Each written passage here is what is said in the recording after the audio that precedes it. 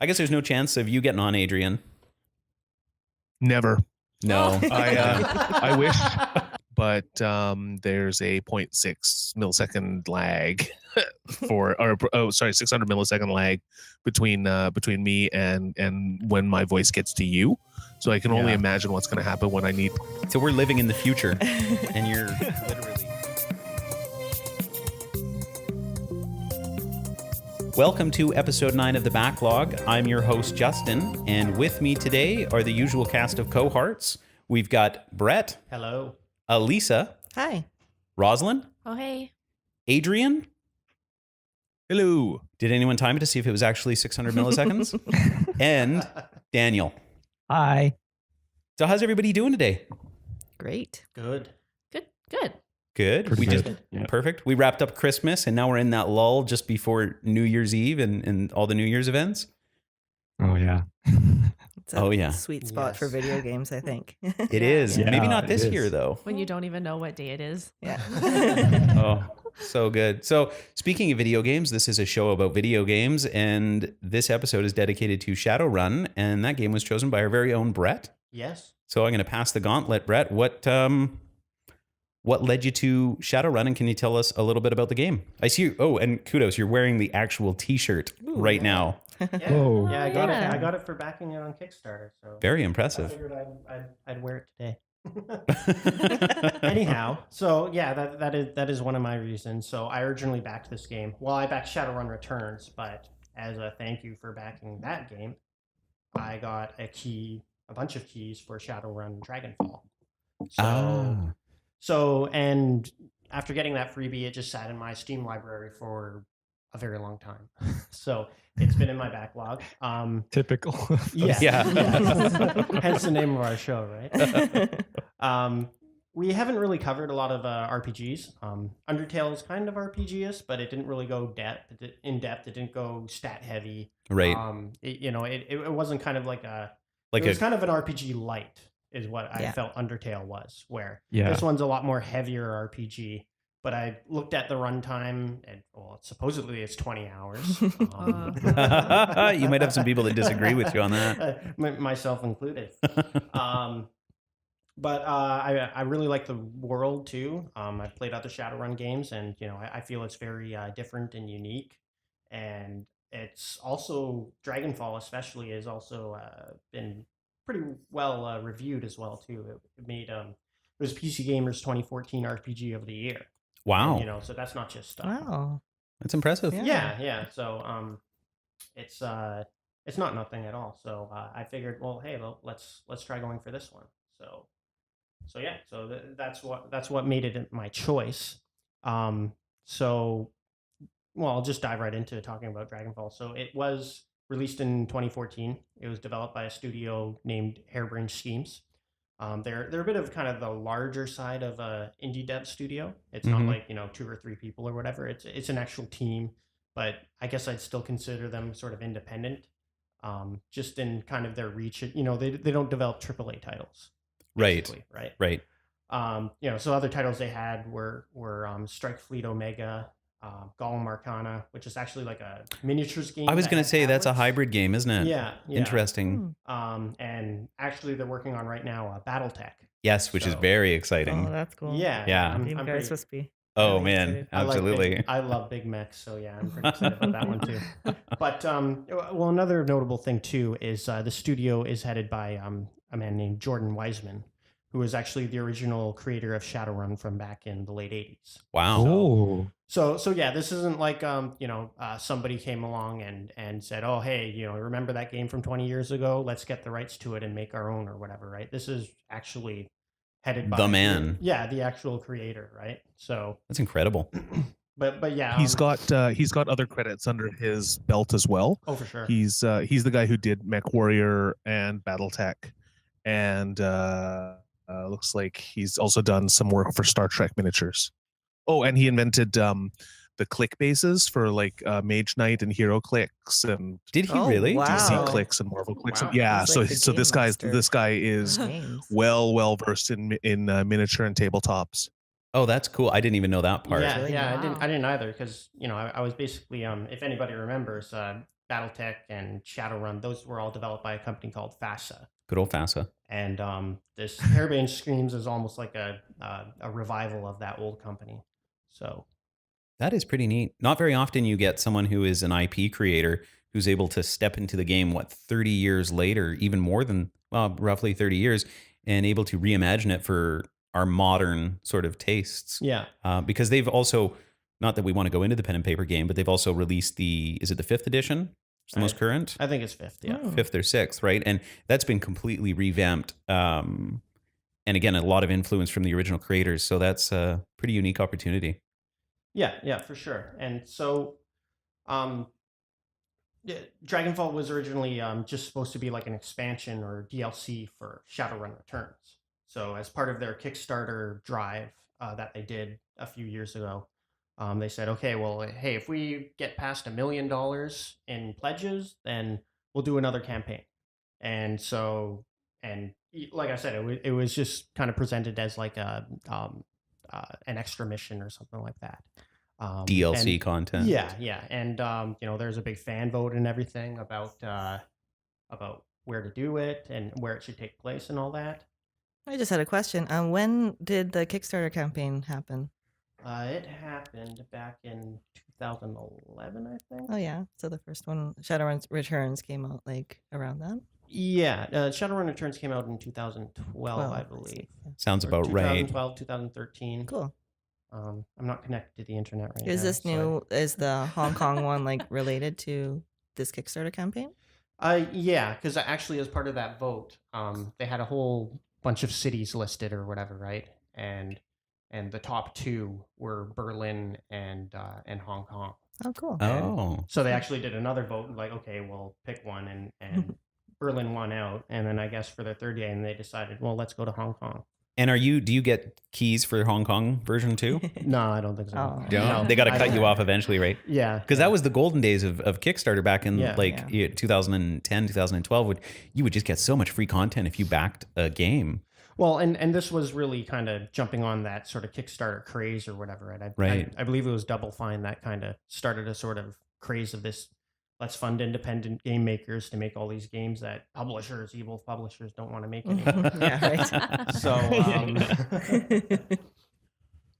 Awesome. So yeah, they were able to kind of jump in and sort of capitalize on that craze, and hey, Shadowrun came back.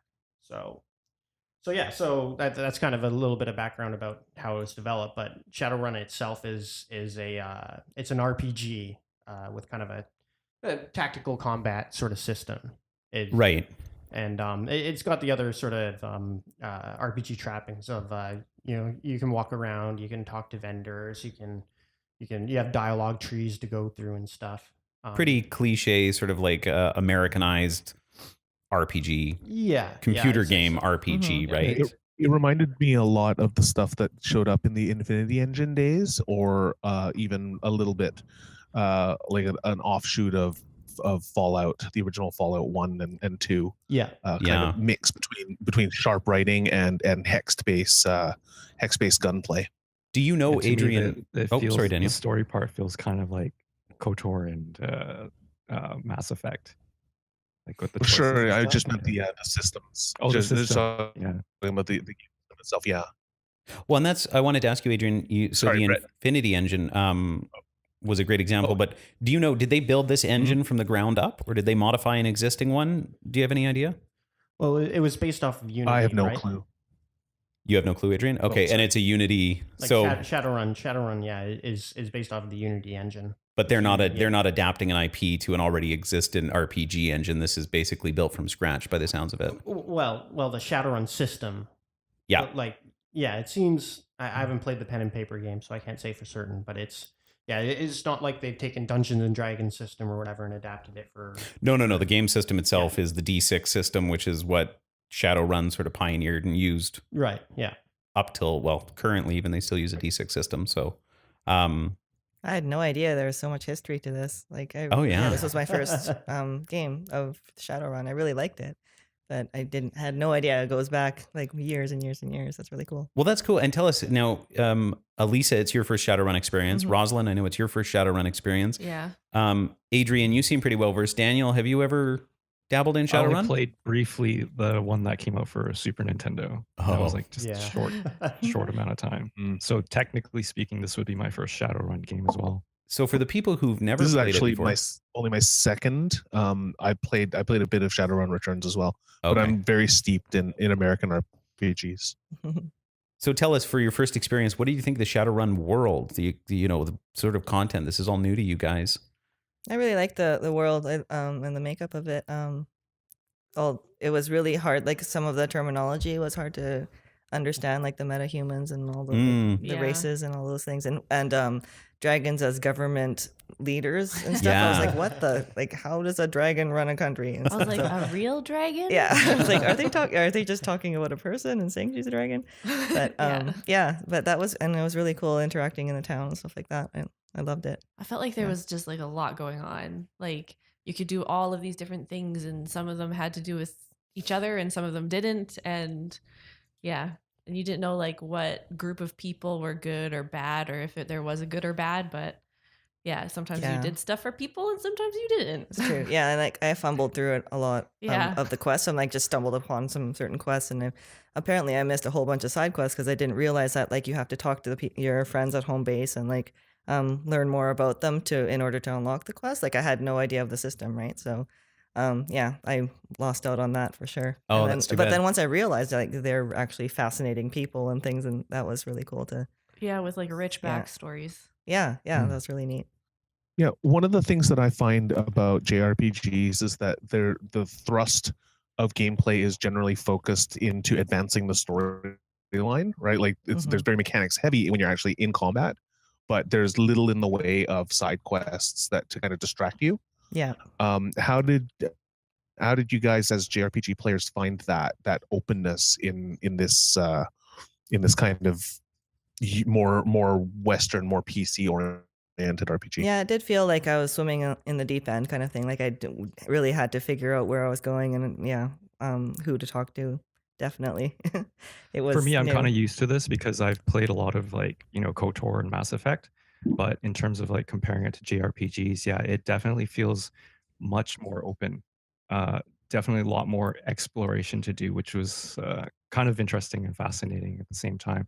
But at the same time, I also noticed that the uh, the story arc itself seemed pretty thin compared to JRPGs. Like JRPGs have so much stuff going on with like all the characters, and they're all involved with the main story arc. Whereas this one, it's kind of like the story arc is more of like a just a small driver that pushes the game along, and then so much more focused on like the side quests and the side characters and stuff.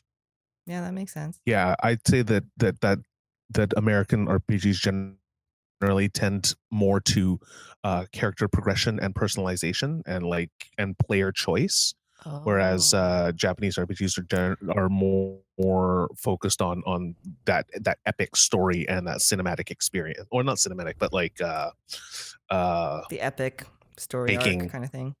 yeah, epic. Yeah, exactly. Yeah. Oh. Yeah, I definitely I had a bit of like plotline anxiety from like all the selections you could choose of like what to say and how it could be like really rude about it or you can be really nice about it. And I was like, do these all lead to like a totally different thing? And like, yeah, that really overwhelmed me. There's a bit of illusion of choice here in terms of that. There's so many different things you can choose, Mhm. but it just kind of it's more to catering towards just being able to play a role, so to speak. But most Yeah. of it, I found that it turns out that the dialogue choices don't make too much of a difference in terms of how it affects the outcome of like just like the typical conversation.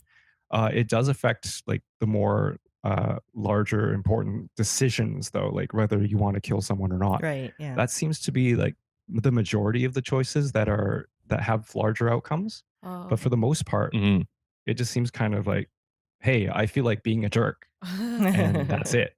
I kinda Whereas like just- for games like say Mass Effect or KOTOR, those have a direct influence on like your morality and how your character ends up turning.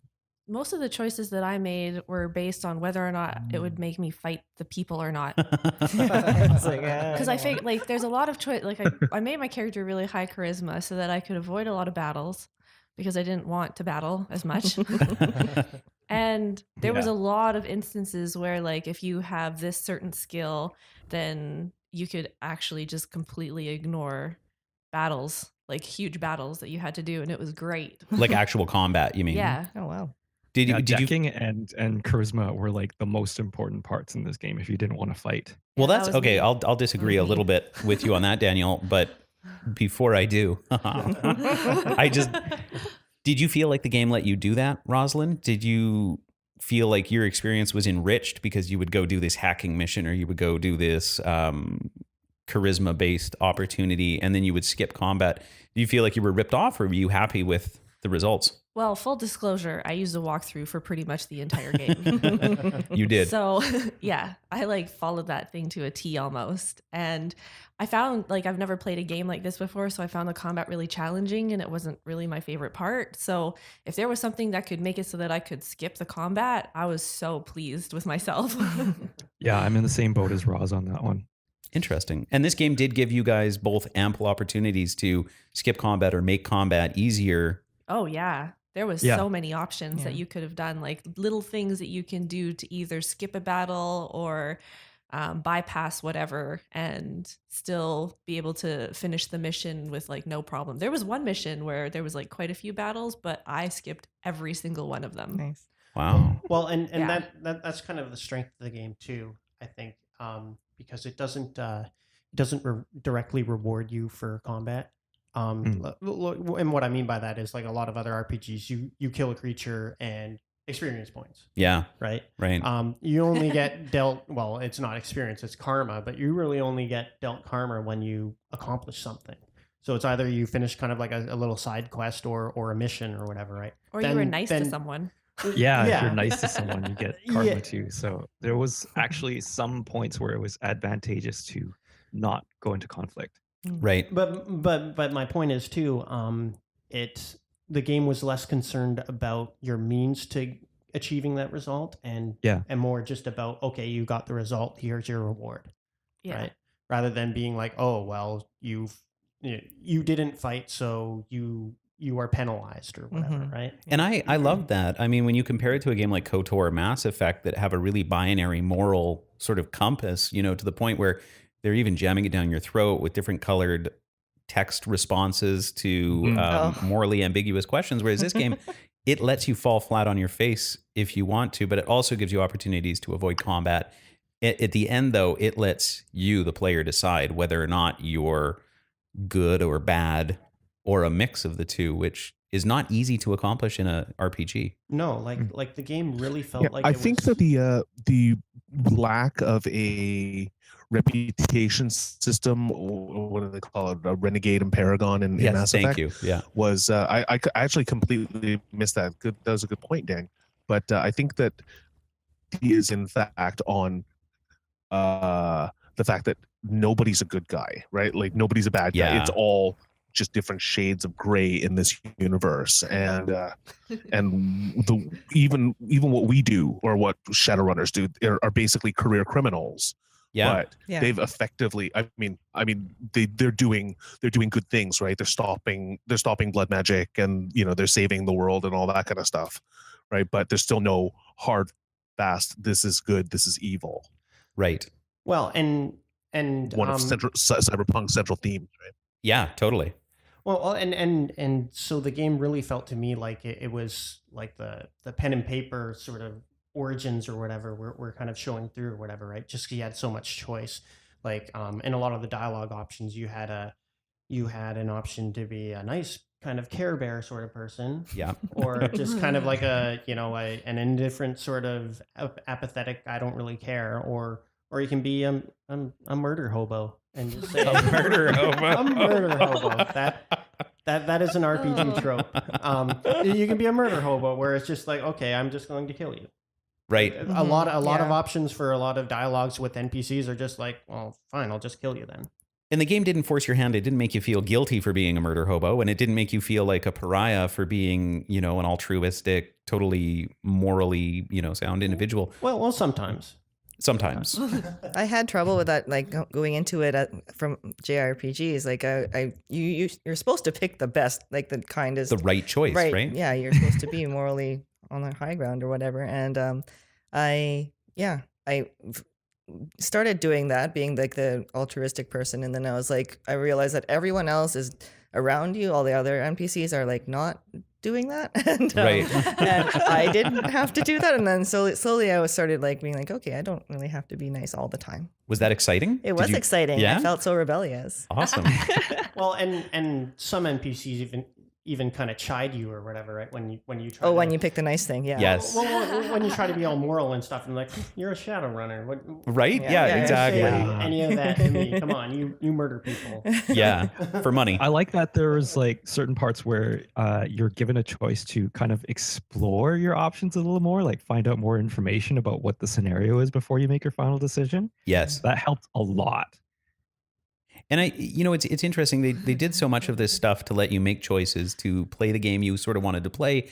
And for me, that made me especially happy because I felt like the mechanics of the game were a little bit limited. They were sort of boiled down. Although it's based on the Shadowrun pen and paper game, your options in the world, like it's this hub world where you step out and you do missions. It didn't feel open, which is something we're used to nowadays, even on these sort of quarter top-down RPGs. So it did feel limited in that, but the story options, the character options, I didn't feel limited in. And that was nice because otherwise I would have felt like the game was a little shallow. So they really emphasized that opportunity. Well, kind of in the first half of the game too, especially when you're, I mean, basically, well, just to kind of get into the story a little bit, you start off on a first mission. You just met these people. You're going on a Shadowrun. Apparently, it's supposed to be really easy. Get in, get out. And then all of a sudden, your fearless leader, Monica Schaefer. Yes, Monica Schaefer, R.I.P. She just dies. She just dies very suddenly after plugging her brain into a computer. Yeah. And It's true. It's gruesome. Yeah. And her last words are, well, at first when I read it, I thought it was "Führer Schwinge," but but I brushed up on German pronunciation, and it's more like Feuerschwinge. Feuerschwinge. Yeah, It's very good, maybe. Firewing. Yeah. Maybe. Maybe. Maybe. Probably. But basically, you go back to your hideout and talk to your boss, Your boss guy. fixer guy, Paul Amsel, and you kind of start investigating. Yeah, absolutely. Absolutely. That's another thing about the plot is it just seemed so straightforward. It was just basically that, and then you're kind of thrown into it like an unwilling hero kind of thing. And then the rest of it is all these side quests, and then back to the main story and complete. Right. Right. And sorry, and that was kind of the point I was getting to. So like you go back there and then you realize, we need a lot more information and stuff, and we need to make money. And so Yeah. you do what a Shadowrunner does, and you just go do odd jobs and make money. Yeah. Make stack. Some I really cheddar. enjoyed that. I really Cheddar, enjoyed yeah. all the side quests. They're so fun. The side quests were fun, and I love modern day games when money is more relatable for me. When you're playing something like Pillar of Eternity or not Shadowrun, I'm sorry. Oh goodness, any of the large RPGs that are based in a fantasy setting is, you get gold coins and platinum bars, but this one you actually go to your computer and you get like a little statement every time you complete a job and it's broken down. What's the guild to Nuyen exchange rate? Oh man, right?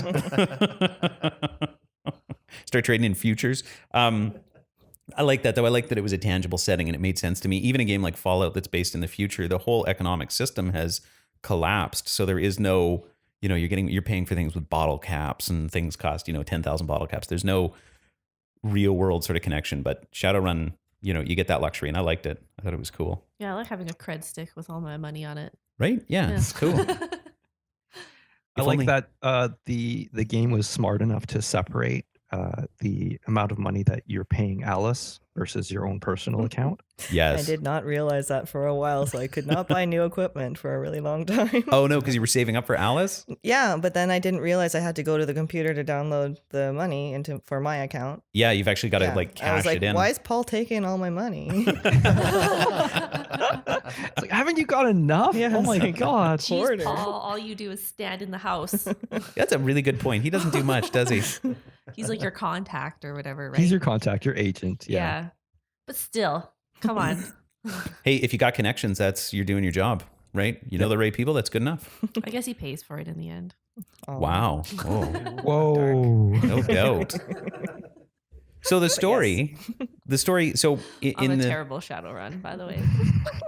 Shadowrun person. See, I'm You're ruthless, surprised that's that good, I think. Dan, Yeah, well, it well, was yeah, sorry. that's probably what. I'm surprised that Dan said Makes that it that the story was so straightforward. I thought it was full of delightful twists and turns.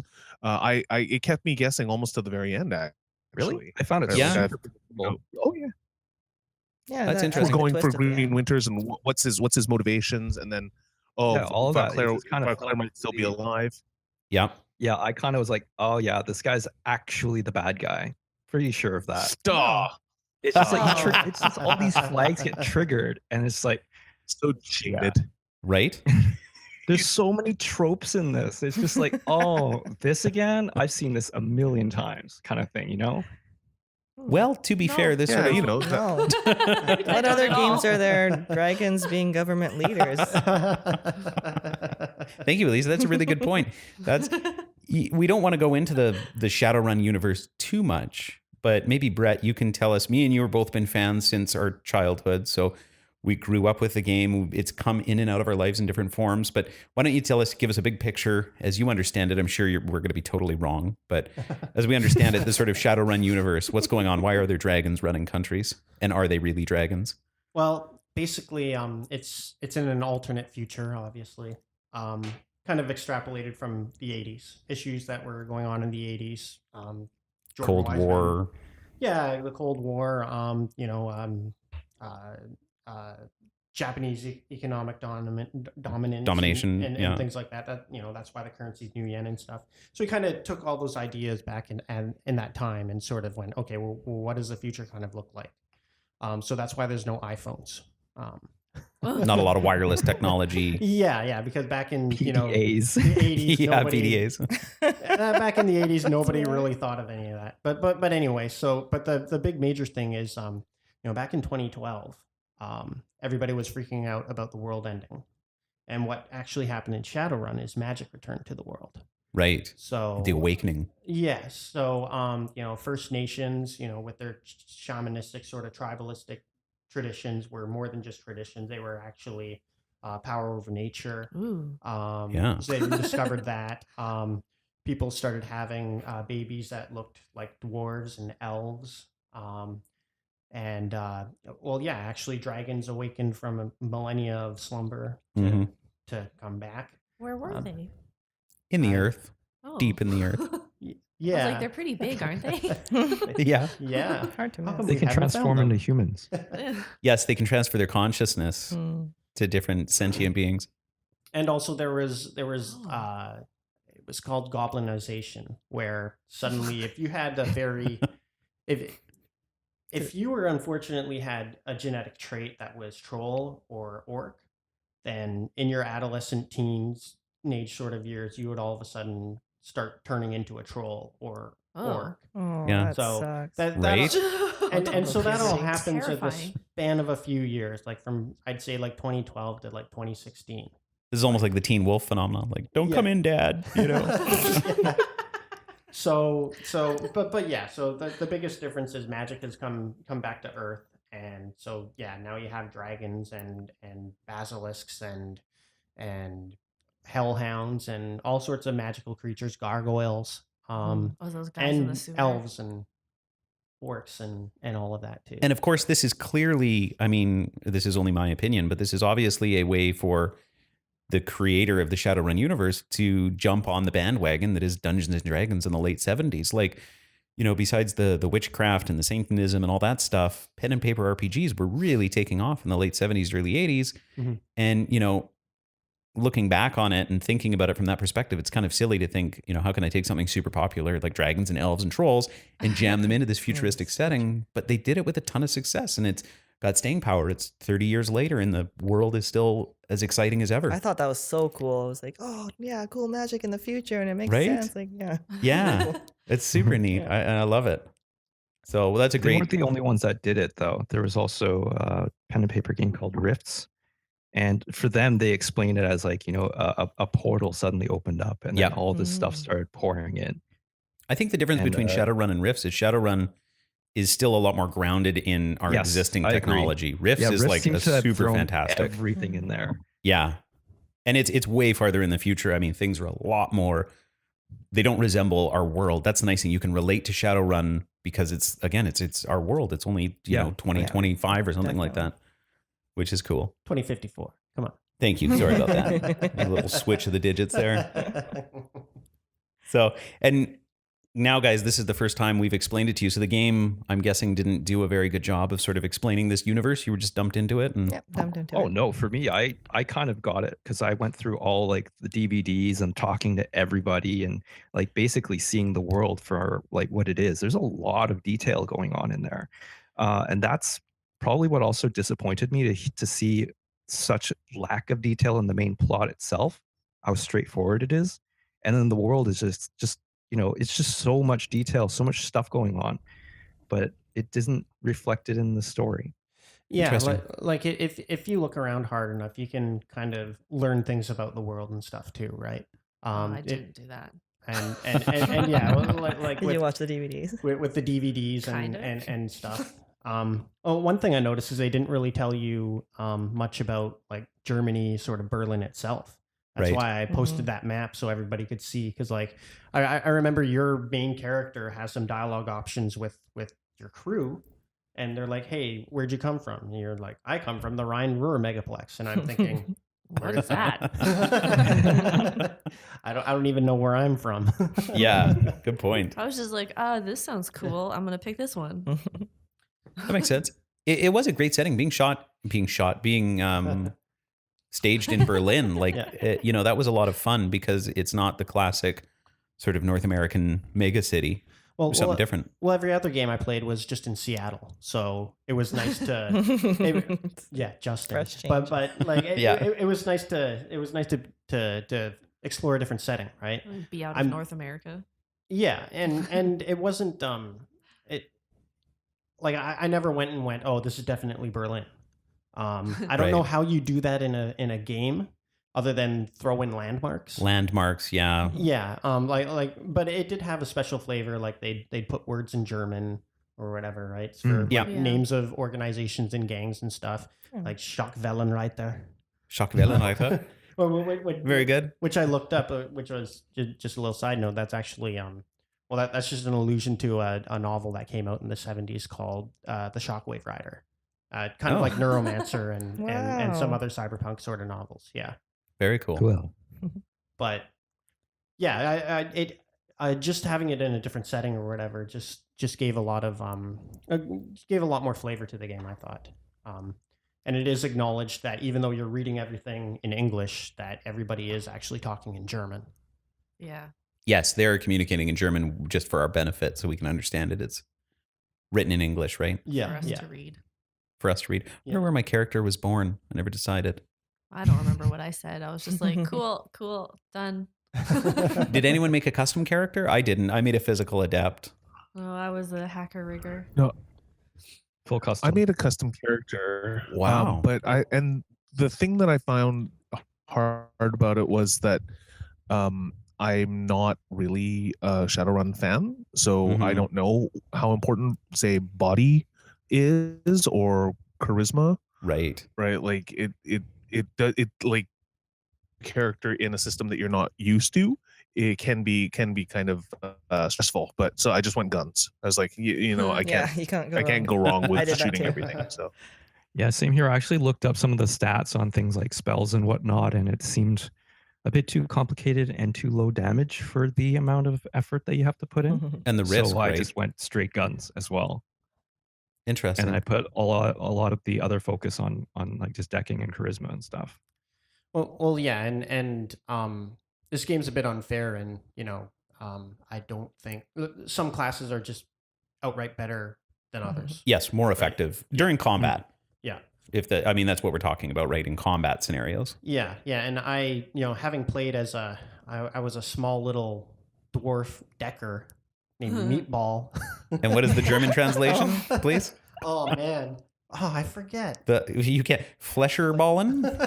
Fleischerballen. Fleischerballen? Something like Oh, that. man. Yeah. Oh, I thought you were calling Fleischball. Audrey that because he looked like a meat. Anyway, but like what I noticed is because when you're wandering, when you're non-combat, right, you're just in control of your character. Everybody else is following you, Right. but you're the one opening up the doors, and once you open a door, any enemy behind that door has basically a free action or whatever, right? And so I noticed I was getting shot a whole lot, being this kind of wimpy sort of backline character or whatever. So I imagine if I was playing a mage or something, it would have been even worse. Because you're the point of the spear and you're getting shot as soon as you open a door. Is that what you're saying? Yeah, but Mm. my character wasn't built for that. He was built to, fly around drones and stuff. So He's not leading the kinda charge. not meant for Yeah, he's hanging opening in the back. doors. Yeah, exactly. That's Someone else that open seems the door, like a guys. game design flaw then. Why can't you get Unfortunately. someone else to open the door? Because you can click on the characters, can't you? No. Sometimes. Sometimes it depends what the Only option during is. combat. Yeah. Yeah. It would be nice if you could initiate combat prematurely. Like Oh, you could say, yeah. I'm entering combat, and then it would go into the turn-based mode. And then you could set everybody up and kind of open the door and step back. But Yeah. you're right, Brett. Opening the door, an enemy would see you, it would initiate combat, and then you wouldn't be in a tactical situation. No. Not an ideal one, at least. My walkthrough told me every time I was about to open up a door when it was about to be combat, and they were like, make sure that this person is positioned here. And so whenever I opened, I was a hacker. Decker? So I was kind of squishy, but they would shoot the people around me instead of me because they were all in the Oh. door with me. Interesting. Yeah. And then they were like, Interesting. just make sure that Iger has line of sight because then you can just pop, they're done, right? Get Dietrich to haste her and she can kill a couple people before you go into the room. Listen to you with all your lingo. You're a bomb. Wait, Roz, weren't you an assault rifle human Decker woman person? Yes. Yes. Very nice. That is I wish that was my name. Well, we did find out you could put whatever you wanted as your character name, and everybody would say that. Daniel had quite a bit of fun with that, didn't you, Daniel? Yeah, nobody in particular. That was my character's name. Roz, I've got to ask you, this is something that's come up a couple times. Yeah. You like walkthroughs when you play games. Like, you're not doing this because you had to play this game, so you needed a walkthrough to get you through it. When you're playing RPGs, as long as I've known you, you make little notebooks, you compile facts, you use walkthroughs. So you enjoy playing games like this. Why is that? The thing is that like I get a lot of anxiety when I have a lot of choices. So if it's just like a linear storyline and it's a linear whatever, then I don't really do that because I feel like I've got this. But then I get overwhelmed when I play games that have all these different choices and all of these different scenarios and things. So I like to have like a little notebook to tell me like, okay, so if I do this, this will happen, or if I do this, this will happen. And then I don't have to feel so like I sit there like paralyzed when I have an option and I'm like, I don't know what to choose. So you need to know the outcome, and that's why you like the walkthrough, because you know. Yeah. And it's not boring for you? You still have fun? Yeah. Oh. I like I don't know. It's just less stressful. I don't like feeling stressed out. Fair enough. So Yeah, if I I use want to walkthroughs when I enjoy, want to just get through the game, kind of like Yeah. yeah, and if I want to enjoy myself, right, then and not feel so anxious or stressed out about my choices, I like knowing what's coming. And it doesn't detract from the experience. Not at all. Fascinating. well, because she got everything in the game because she followed the walkthrough. That's Yeah. true. You see Yeah. the whole thing. It's Yeah. true, and I saw all these cool little secrets about like put this poison gas in this vent, and then you Yeah. don't have to fight these Oh, guys. yeah, I like that. That's cool. I saw Set that. off these bombs, and it'll fall. The floor will fall on these guys, and then you don't have to fight these guys. And I was like, "Yeah, this is cool." Yeah, I did all that too. Yeah. That's neat. And this game does give you, like we've been saying, a ton of opportunities to avoid combat, to avoid confrontation, and make different decisions. But in that, There's there was something to be said about the self-discovery of it, though. Like, figuring exactly, this and stuff that's out. yeah. It's I'm like- with you, Daniel. So rewarding. It is, right? And I don't know when what it I goes missed. well.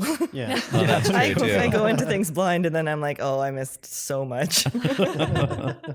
The game does ask you to make a lot of moral choices while you play it. There's issues that can relate to racism, sexism, classism, and they have this unique world that's close enough to ours that it can relate, but different enough that you don't feel bad possibly exploring some of these choices. Early on in the game, I played a troll character, and there was someone that was sort of harassing me to go after a anti-troll sort of cooperation, the humanists, I think, or humanisms, Yeah. something Oh like that. yes. Yeah. Yeah. And I chose my character. I decided my character was going to be kind of benign. Like, he is a troll, but he's not necessarily, he's not anti-human. He's not anti-metahuman organizations. You know, he's just sort of easygoing. But it did get me thinking, in this world, you know, they're able to replicate things like racism, you know, very effectively because there's these metahumans. And later in the game, too, you make a lot of moral choices. There's a great mission with Mark V where you get this incredible weapon, which you can take with you if you choose to, but you find out that it's also a living being that's sort of trapped in this body Suffering. and suffering. Mhm. Yeah, that's just one point that was interesting for me. I took advantage of this thing, but then gave it free will, and it actually took its own life because it was in turmoil.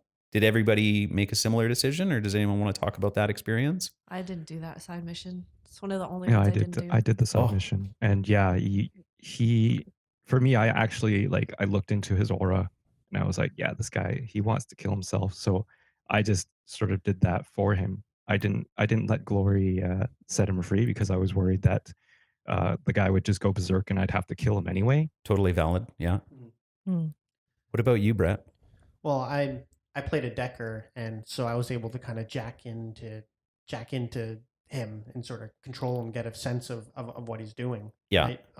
But it was kind of the same sort of thing. It's like he's in pain, he's suffering, Right. and so going through the mission, it was pretty useful having him because he had Yeah. a big minigun and could kill everything. But I was just thinking, and so I was even thinking, like, is this a recruitable character? Can I have this guy in my That's squad all what the I was time? wondering. Yeah. But I'm like, okay, well, what does that mean for the rest of the game? The rest of the game is going to be, Suffering. four nobodies and a big, huge walking troll cybernetic thing destroying everything. That doesn't sound fun. But anyway, yeah, I gave it its own free will and same thing. It just it took its own life. Yeah, same. And I got a very angry letter from Herr Schmidt. Yeah. Oh yeah, Herr Schmidt. Yeah. They don't like it when you do that. Oh no, I followed the mission. So I used him in battle, and then I delivered him wherever he was supposed to go. Oh, you're a Yeah. good shadow runner, Oh. Well, I didn't want to get in trouble. So I'm like, fine. Be like, I got to get this money. I got to pay Alice. Well, did you Well, because when I played through, I had a side mission from that shadowy, the lodge. Yes, Yes, the me lodge. too. Yeah, Yeah. that secret society. They're like, well, hey, you give it to us, and then we'll give you money or whatever, right? Blah blah Yeah. blah blah. Oh, blah. But I don't know, like I did that first mission for that company, and I was just like, this feels wrong because I'm Yeah, with a I totally agree. different Yeah, I was like, crew, I'm ignoring you and- from now on, kind of thing. Yeah. Yeah. Exactly. And then I Yeah. talked to Dietrich about it, and Yeah. he was like basically saying these guys are like news. shadows of the Templar kind of thing. So Yeah, I'm like, yeah. oh, Illuminati crap. Yeah, no thanks. Yeah. That basically for me too. I was just like, nope, I'm out. No, I'm not doing stuff for you anymore. And they Oh. keep calling me saying, hey, you're on this mission, get us some stuff or whatever. And I'm just like, Wait, I'm sorry. Nobody can see this. So what did you? just kind of flipping them off or whatever. Well, there was no dialogue option for that to say, go screw yourself or whatever, right? But The dialogue it options. was basically just like, oh, I'll think about it. Yeah, and they were limited at times. Like there was times where I just couldn't say what I wanted to say. Mhm. You know, it would give me 2 or 3 choices and it wasn't well represented. That's a challenge that every RPG has. They can't read your mind. But Right. I did feel like there was points in this game where I would like a different option and it just didn't exist, which was frustrating. But Elisa, you said you turned in the Mark V mm-hmm. and was Got my payment and didn't get an angry letter. And yeah, I think I tried doing that part where the other guys wanted him, and I was like backstopping both parties basically. And good for you. And then, but then I was like, at the end of the mission, it was like bad move. Like they were all like mad at me, and I was like, I couldn't handle that. You know how I play games, so You're like, no. no. And what about you, Adrian? What did you do? Same as us? Yeah, I figured that being a member of the Flux State, an anarchist at heart, that everyone should be free. Nice. So I said I think it was a her. I set her free, and then talked to Iger about it at the end of the level, and she agreed with me that that our reputation should have taken or could hit, but it was the right call to make. Right. But yeah, like it was a no-brainer for me. Like, you can't hand something over like that for more suffering, right? Like you just had to let it go. I'm proud to call you all friends. I'm glad nobody did anything monstrous. Mission. I did not know. I don't care to help or hurt their sick agenda, so I avoided it. Sure did. I did that one. did. Yeah. Yeah, I did that one. That was crazy. That was like, wow, that's Hitler shit right there. Right. Yeah. Well, and that's what I liked about the game. Okay, it's set in Berlin. What does everybody think? Nazis. Okay, this game is going to be Not reviving. what I thought. Well, it's going like, it would have been so easy for them to do like a neo-Nazi like Hitler revival storyline or something, right? And Right. then Okay. Instead of doing that, they had like a little side mission or whatever, kind of doing, okay, well, there is racism and stuff in the world, and Mhm. and everything still, but yeah, like this being set in Germany, I think it would have been so easy to do something very, kind of stereotypical or tropey or whatever. I thought- with that. I thought it was hilarious. He's like running away from me, and I was like, "I'm gonna kill you," and then I shot him. Oh, Yeah, stop. that was awesome. He's like, "I'm all running. big shot and everything, and then he's only got 10 hit points. Yeah. And who It's are we true. talking about? Sorry, I didn't do this mission, so I don't know who Oh, you're. like the head of the The humanist organization. Yeah, Stahl. Yeah, so when you get to the Oh. final room or whatever, right? Like you go into this battle and he basically like runs out the back door while everyone else is trying to kill you, Yeah. and you can choose to let him go. You literally shot him in the back. Oh. Or you can shoot him as he runs away. Good for you. So I shot him. Nicely Actually, he got away, and then I restarted, and then I shot him. done. You're not escaping. Oh yeah, I was like, oh, you're not hightailing. Yeah. I just got him right there. Exactly. I was like, I don't think so. I'm gonna shoot you. Well, And and great. and I was doing that mission, and I was kind of going over, okay, well, what are my motivations? I'm a dwarf, and I'm reading all this stuff. They hate elves because elves live forever. Yeah. They hate orcs and trolls because they're stronger and they can do all the menial labor that takes away all the jobs. It didn't seem took like our they really hated on jobs. dwarves, right? And then I found a document that said, well, dwarves are evil too because they work so hard And they work for make nothing a lot of and- money. yeah. And blah, blah, blah, blah. I'm like, these guys need to go. Did you save Dietrich's nephew? Yes. Oh yeah, Yeah, yeah. I did. Yeah. I used him a lot, so I figured I should probably keep him on my good side. Mm. Yeah. He, okay, well, this is, I kind of want to end the true. show when we get to that point. We're getting close to the end here, but I want to talk about each person's favorite NPC and why. It could be because of their capabilities. It Oh. could be because of their story. So keep that in mind. As we go on here, the end of the game. So everybody, spoiler alert, the show is filled with spoilers, so I shouldn't have to say that, but dragons are real, right?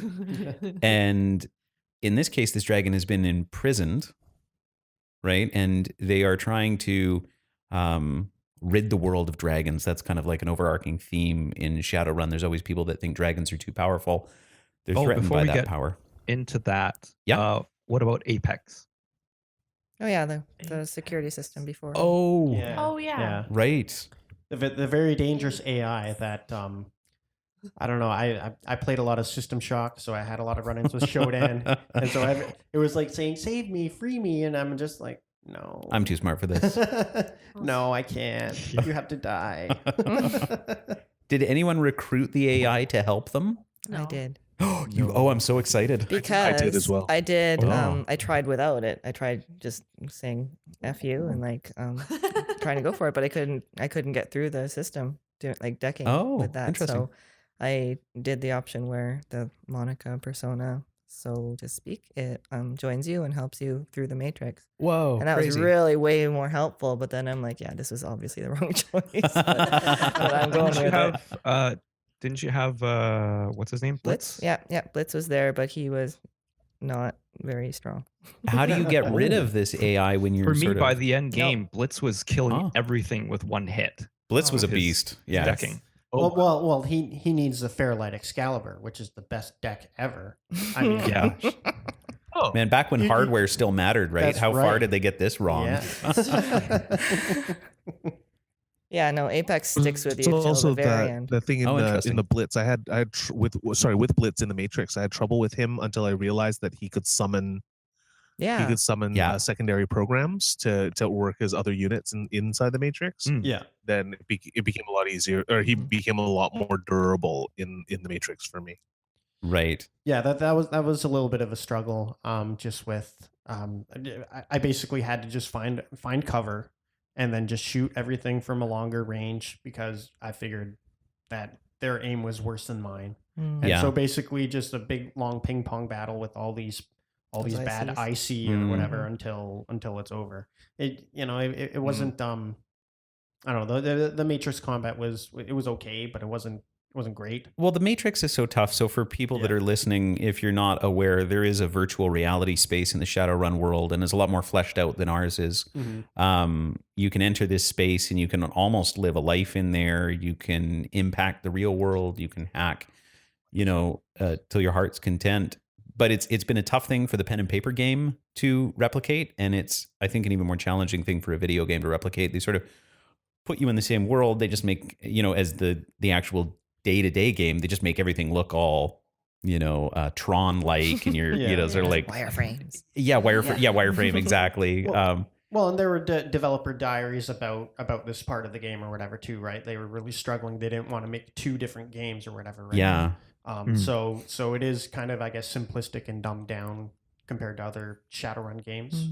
It's- I think but for it the works. system itself, in terms of like for the game, I think it's fine that Mhm. it's basically the same thing but in a different environment, sort of deal. It had enough variation in it, like with the ICUs or ICs and stuff like that, that it gave it a little bit more interest in it. But it wasn't a main part of the game anyway. So Yeah. for what it's Mhm. worth, it seemed fine to me.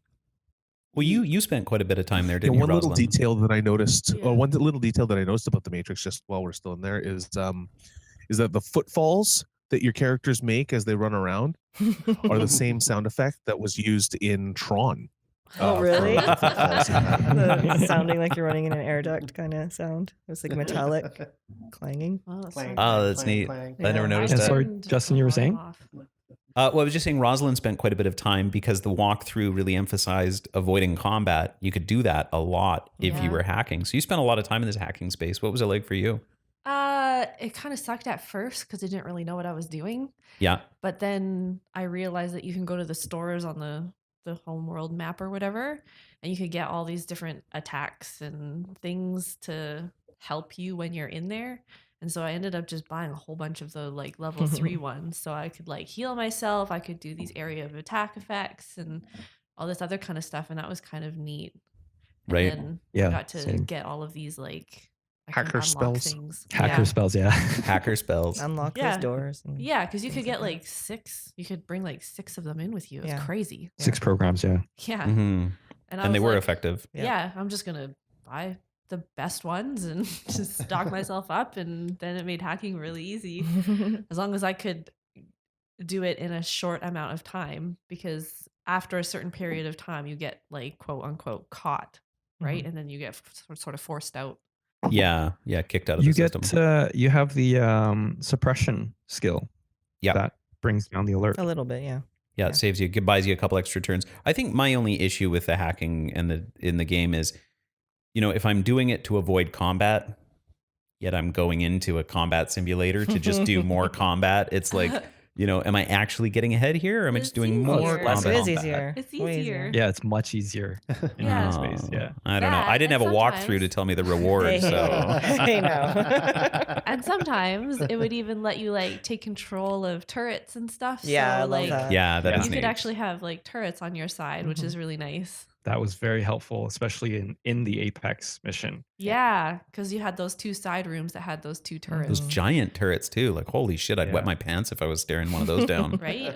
Man. Yeah. Oh yeah, and then if you recruit Apex later on when you're going into the manor, Yeah. she disables a bunch of stuff and she turns the turrets on to attack the people that work there. Oh, that's so cool. Yeah. So it's a lot. It's easier, but it wasn't easy for me. But it's relatively easier. Yeah. we're really Oh yeah, pushing your for limits me, I with had these. my You are. Decker set up already, and like I was able to hack those turrets, and they weren't Oh, nice. trouble at all for me. Like they just kind of get disabled. Yeah. Actually, no, wait. Yeah. Sorry, no. Actually, by taking out Apex, those turrets are disabled. Oh, Yeah. right. That That's makes sense right. too. Yeah, that's why they're Yeah, disabled they if just you don't. work. Mm-hmm. Okay, so guys, we're making some good time here. There's obviously a lot to talk about. Great pick for the game, Mhm. Brett. This is going to be everyone's opportunity to say who their favorite NPC was and explain why. And it could be any reason: the color of their hair, how they were effective in combat, whatever you want. So I'm just taking a look here, and I'm going to go first. My favorite NPC was, geez, actually, it was a tough choice because I liked a lot of the characters, but I think ultimately Blitz was my favorite NPC Nice. companion because I didn't have a Decker. I wasn't a Decker, so he was useful in that regard. But I ended up really liking his weird, sort of sketchy personality. You know, he was totally irresponsible. Like I wanted to be in the game, but couldn't be because I was the main character. He had this like, you know, itchy little drug thing, and he was always in trouble. Like he was always, somebody was always mad at him, and he'd never give you a straight answer. And I would do his side mission and sort of help him out. And during that side mission, there's a lot of stuff he tells you that I'm like, oh yeah, sure, you know, Blitz, you know, I'm not going to listen to this, you know, drug addicted hacker, but he was telling me the truth the whole time. Yeah. You know, he was a very truthful character, and he was being honest. And for some reason, he developed this bond with me and really cared about the group. And I really ended up enjoying him. And he became very powerful in combat with his submachine gun. I maxed his hacking abilities, so the few times that I did hack, it was a really fun experience. Hands down, if you're playing this game without a Decker, like find a way to be a Decker or get a Decker or hire a Decker or do the Blitz storyline because a Yeah, ton of Blitz is utility worth it. comes with them. Yeah. Oh yeah, yeah. Did you do his little side story thing where he talks about his ex-girlfriend? Yes. Yeah. I thought I did that. everything with Blitz was a lot of fun. Like he was that troublemaker that, you know, I kind of was in my 20s. Something was always up, you know, and bad stuff was always happening to him, and it was never his fault, right? He was always the victim of circumstance. But well, and just a little jump on there a little bit. Yeah. It was really hard talking to him or whatever, right? Because it's like, Blitz, like, where's the dialogue option that's she's just not that into you? yeah, exactly. Absolutely. One of those moments Oh. where it just didn't, capture the There's that required one. He was response. like, I changed my mind. I don't want to hear this story. I don't know. That part right from the get-go, I was like, she's obviously like, you know, trying to protect you, you know, just leave it alone. But there's Yeah. no option for she's trying to protect you. It was No, just like, no. either go for it or don't. You know, it's like, And this is Blitz, right? That's perfect. That there is, you know, he's so oblivious and he's so goofy. Of course, he's stumbling forward to his own demise. Yep, exactly. That was mine. Brett, you're up next. Who was your favorite NPC and why? Glory, just because of her backstory Yes. and Yeah. and what happened to her. Yeah. Because well, she seemed like a bit of kind of I guess of a stereotype or whatever, right? You know, like, oh, this is the Data character or whatever, right? This is the android because she's basically acting like one. She's Right. all cold and distant, but it's actually the opposite. Like it's a reversal kind of that trope, and it's been done before or whatever, right? But basically she just in her childhood or whatever, she grew up on the streets. You know, she was in she got kicked out by her parents because her dad was really religious, and when she found out she had a magical gift, you know, she was basically, you know, oh, you're Satan incarnate, shunned. so yeah, get out of my house or whatever, right? And so, you know, then she falls in with this group that turns out to be like these, well, basically cultists or whatever, right? Yeah. And she's all indoctrinated in all this or whatever, and thinks she's really doing good when really they're doing all these horrible things, sacrificing people and all sorts of terrible stuff. But she's also indoctrinated into it. But then she decides to get revenge on her dad or whatever, right? So she goes back to her village and opens up the door and just immolates, sets on fire the person right in front of her. Yeah. She assumed that it was her dad and it was her mom, Yeah. and she loved her mom, and she burned her mom to a crisp, and she was so driven to do that because there's this spirit that's in this lodge, and they say it's I can't remember who It's they call supposed to it. be like the devil. But yeah, it's supposed to be the Advers- devil. yeah, It is the devil. adversary or something. Yeah. Right. Yeah.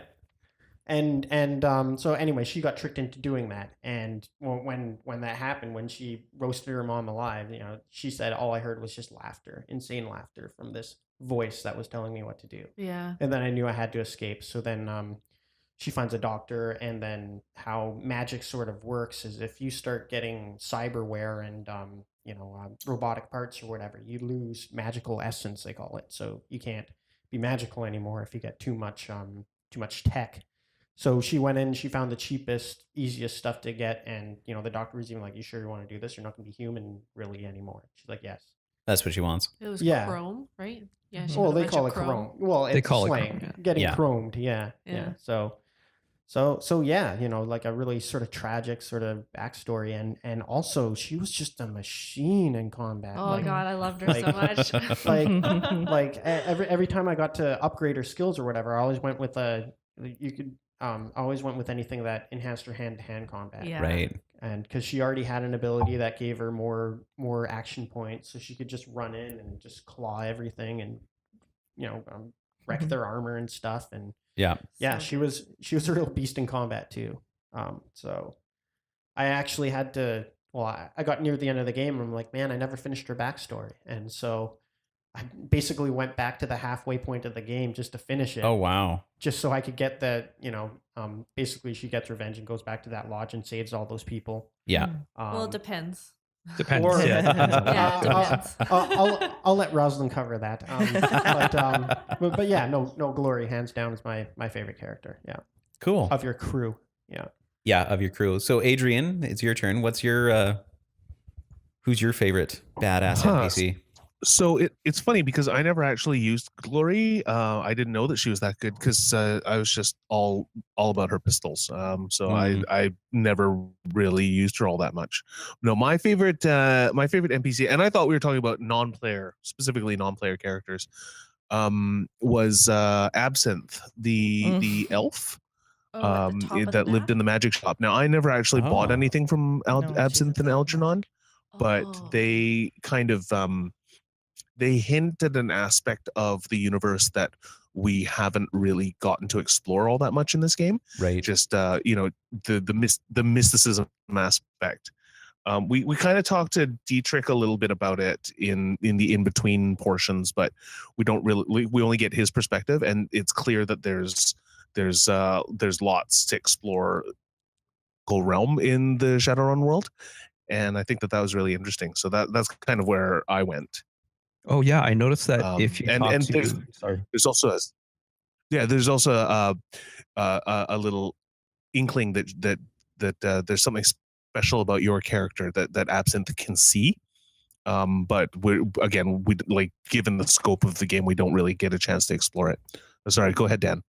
Yeah, I was just thinking if you talk to Absinthe enough, she brings up some interesting dialogue that you can actually bring up during your conversation with Valkair about there's so much more to this world. There's so much more to fear than dragons and stuff like that. And Oh, cool. That's it was an interesting conversation that you could have as like a side thing with them. Very, very cool.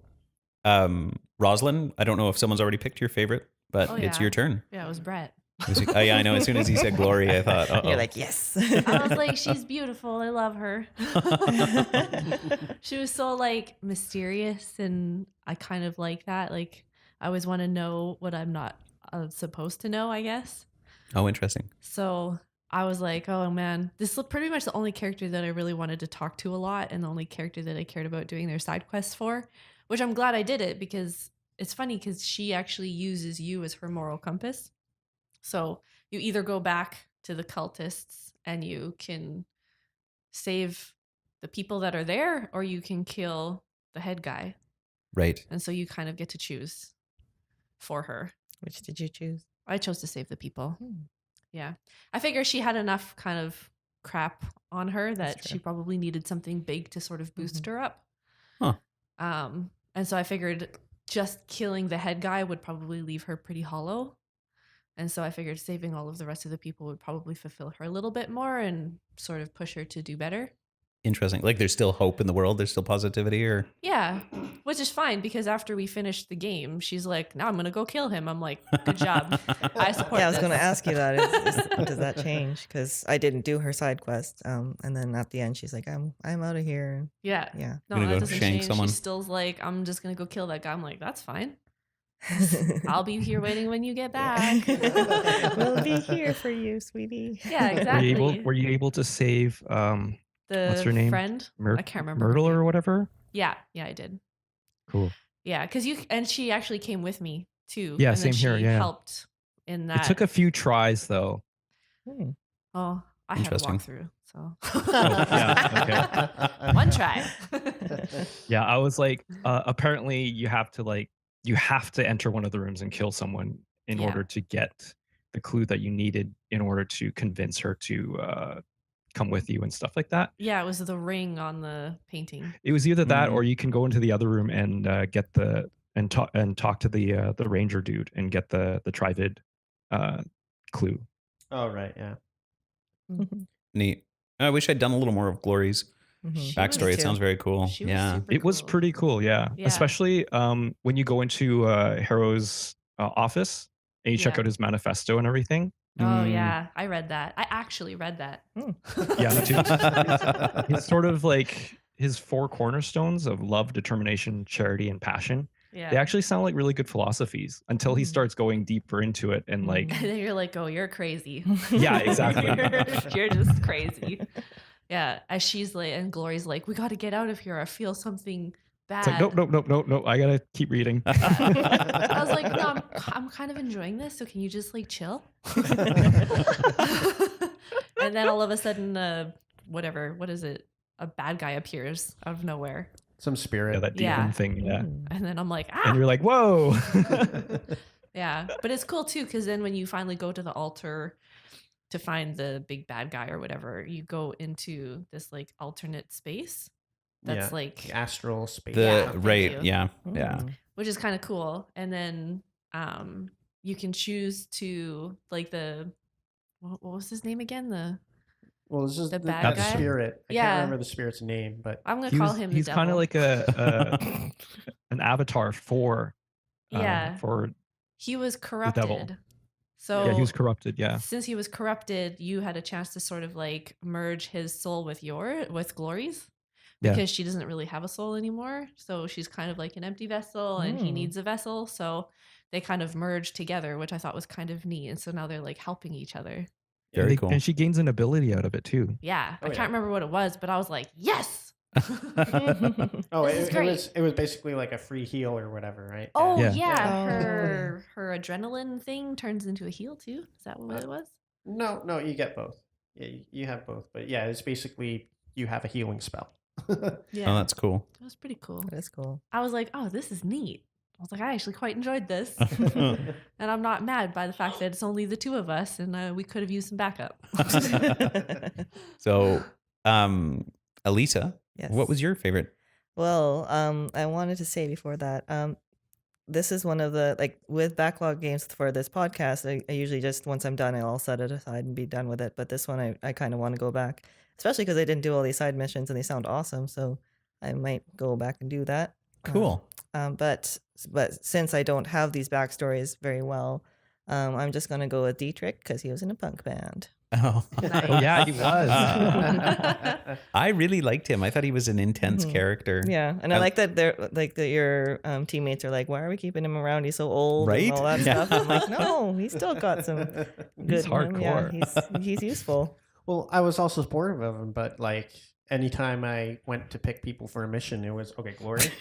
Okay, I need a Decker, so Blitz. Blitz, right? And then I guess I'll Iger go or with Dietrich. Iger. Yeah. Dietrich for sure. I totally ignored Iger. As far as when Adrian said like he thought NPCs were the non-playable ones, Right. So I was thinking Zach Flash. The Who's fake- Zach Flash? He's the one that sells the drugs in the yeah. town square. Oh. And he's actually he pretends to be an elf, but he's actually human. And if you look close to his ears, like he actually got surgery to make his ears look pointy so that he would seem like a magical elf when he's Oh, actually man. not. That's I thought he amazing. was awesome. Oh, that guy. That's pretty cool. Once you find out you see the scars on his ears, then you tell him the jig is up, then he's like, oh, don't tell anyone, and then he'll like give you stuff. He'll give you money and drugs. Nice. Oh, that's too funny. That's too funny. And I apologize. I didn't. You're right. NPC probably isn't the right term for characters that you do kind of get to control the one throughout the that you're game. is not your character. Exactly. Well, But this gives us a bigger pool to in choose your from. defense, you did mention like, NPC as in like whether they helped you in combat and stuff like that, or you like their stats or abilities and stuff too. So there. Thank you, Daniel. I'll take that. And on that note, Daniel. yeah, who was your favorite NPC or Oh, PPC? Glory for sure. And basically for all the same reasons that everyone else has said. She was a Yes. super cool and interesting character. Yeah. Out of all of them, yeah, I found that she had the most unique personality. It wasn't too tropey or anything compared to the others. Yeah. And like her story and side missions were just that much more interesting than basically every other story in the entire game. So I really enjoyed that aspect of it. As a character, like in combat, she just kicked ass. She was like a fighter and a healer. Like, wow, that's Yeah. crazy. I didn't realize she was a medic until like halfway through the game. I was like, what? Oh, you're a healer. I didn't know that. You're so good at shooting a gun. Shoot, I ended up equipping her with a stun gun too. Oh, yeah, Oh, that nice. stun gun. That's You good. loved it. She could heal, she could stun, and she could actually go up to them and like take a punch and stun them, and then they'd be like incapacitated for a couple rounds. That's awesome. That's brilliant. Stun locking, yeah. That was great. I was like, you are my girl. Wow. So she really wins the People's Choice Award, doesn't she? No one picked Iger, hey? Well, Iger came with me on every mission. Like Iger definitely came with me on every mission, but was not my favorite character. Yeah, I know. She botched a couple runs for me, so I was like, really? Oh, I did really? not like her. Yeah, because she was, I didn't haste her, so she was slow. And then Yeah. those ones where you had a few turns to get out the door, she was always the last straggler, and then I'd have to do the mission over again. Oh, no. So, Oh, thanks, horrible. Iger. And it's like the opening screen of the game is her face, and like, Iger. I know, right? It should be Glory, right? Yeah. Yeah, exactly. I I liked her okay as a character, but she was kind of stereotypical as the one who hates you but learns Yes. to respect you. You haven't won me Yes. over yet. Yeah, yeah. Like, I don't care. She's a tsundere. Yeah. Yeah. Oh man. but as a character, yeah, she was fine, and but you could either specialize her in sniper rifles or shotguns. Yes.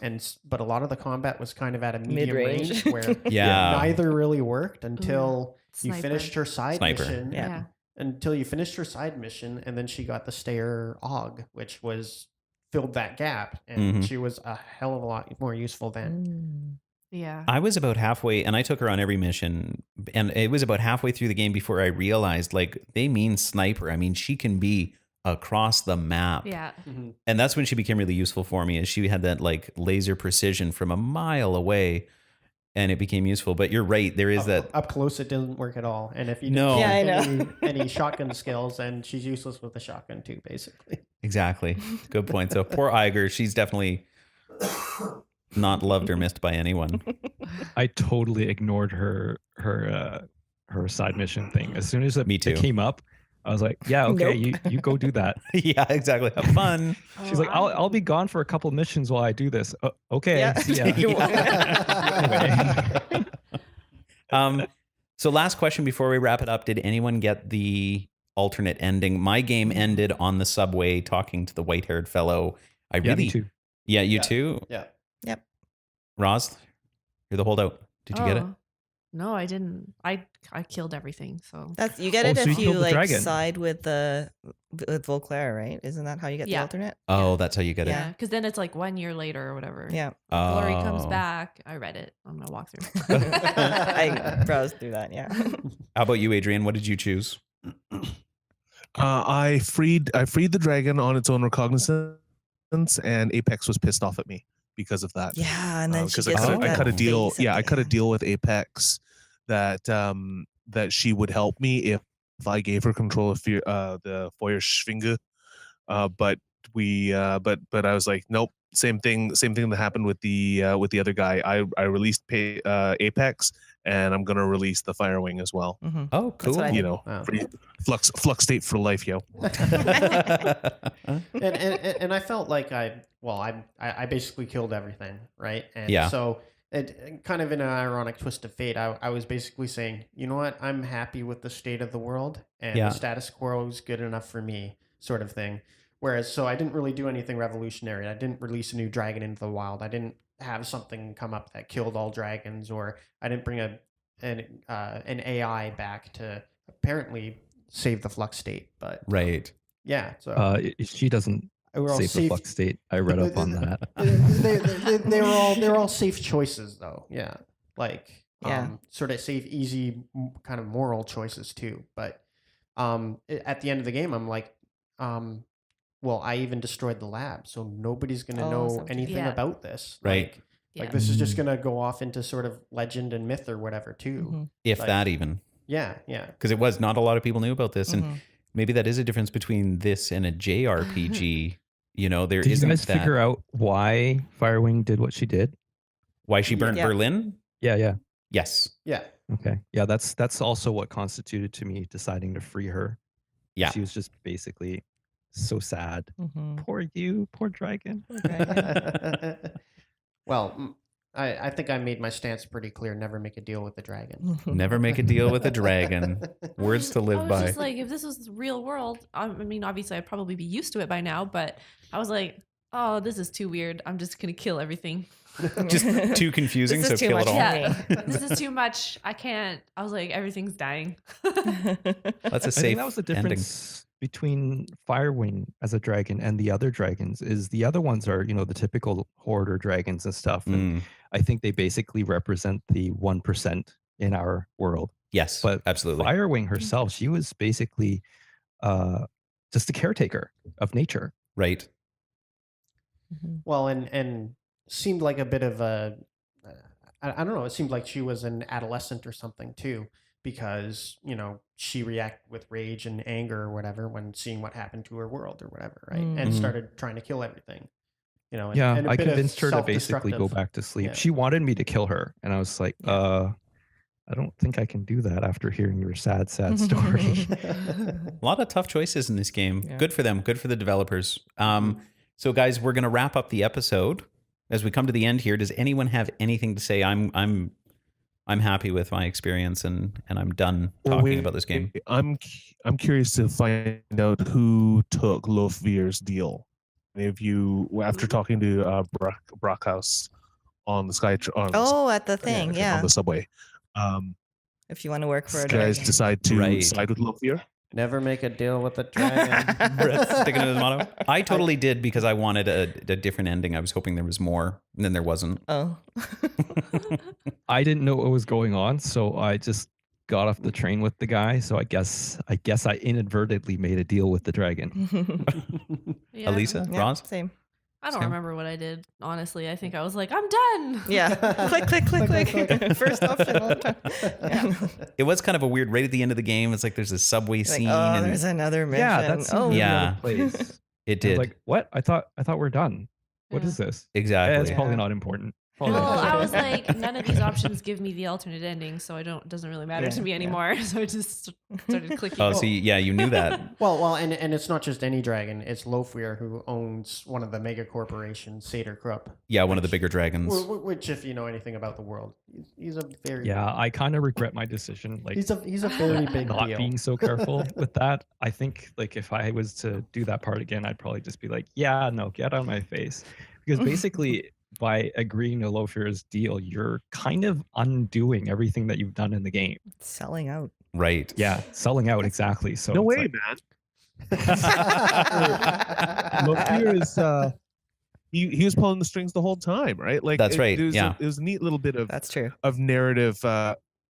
narrative skullduggery there, where they're like, where Brockhouse goes, oh, didn't he get his way? Didn't he have to lift a finger? Right? And it's like, no, okay, no matter what you did, it was Or actually what did Lofvir I? wanted you to do. Yeah. But I think like Vauclair was right. The drag thing So why not be on the winning team? That's a good point. Work for Lofir until he wants to eat you. only sane option for me, man. Voltaire That's was awesome. bent on destroying all the dragons. Oh my god. I had a closing statement because Yeah, I wrote please. it down because I was so excited about it. I chose to free the dragon, and so the dragon started getting into power, and that was my ending, the big blurb at the end. But I noted that Great Dragon Dunkelzahn became president of the United Canadian and American States. Oh yeah, I got that too. Yeah. And then he got assassinated right away. But Yeah, you get Yeah. assassinated. but I thought that was Great Dragon Dunkelzahn. That sounds awesome. That Sounds like a great prime minister. And that's all canon and everything too. Well, when I read that, I knew that already happened Because it actually In happens in the pen and Shadowrun paper game. Canada? Where's that? Oh, I'll show you an atlas canon, later. But yeah, It's Ooh. amazing. Cool. yeah, Yeah, it's very neat. yeah. The world is a lot different from ours. But yeah. No, I already knew Dunkelzahn would die. I knew you can just read a whole bunch of timeline stuff or whatever, right? So Yeah. that wasn't I a shock. knew Dunkelzahn was gonna die. I saw it coming. That should be on a shirt. So weird. Okay, on that note, guys, Dunkelzahn shot first. they say he's had the best hair since Justin Trudeau back in 2000. Anyways. All right. So everybody, we are going to wrap up. We'll probably keep talking about this when the podcast ends because it was a lot of fun. So great pick, Brett. You're welcome. The next picker is Dan. Yes. And Dan, what game did you pick for our next episode? The Rise of the Tomb Raider. The Rise of the Tomb Raider. Wow. Switching gears Lara from... Croft. Yeah. Mhm. Exciting. Fantastic. Still shooting stuff. Still shooting stuff. Yeah. Still guns. Still aiming and stuff. That's right. That's right. Do you want to apologize to Elisa now or? No, it's okay. Nah. She needs experience in this. The aiming assist is quite good on Tomb Raider 20, so it's good. Looking forward to it. All right, guys. So thank you very much for listening to episode 9 of The Backlog. Check out iTunes or your favorite podcatcher for all our past episodes, plus any upcoming ones. And I'm going to pass it over to our resident social media expert, Rosalind. Do you know where people can get a hold of us? Oh, yeah. You can email us at thebacklogweb@gmail.com. You can find us on Twitter and Instagram, both at thebacklogweb. Perfect. And you mentioned the email address? I did. Yeah, that was the first thing I said. Okay. Well, everybody, thank you for joining us for this show. I know. I was looking away and paying attention to something else, but have a great holiday. Play lots of video games. And from The Backlog, episode 9, His keys? we want to say goodbye. Yeah. Bye. Bye. Bye. Bye.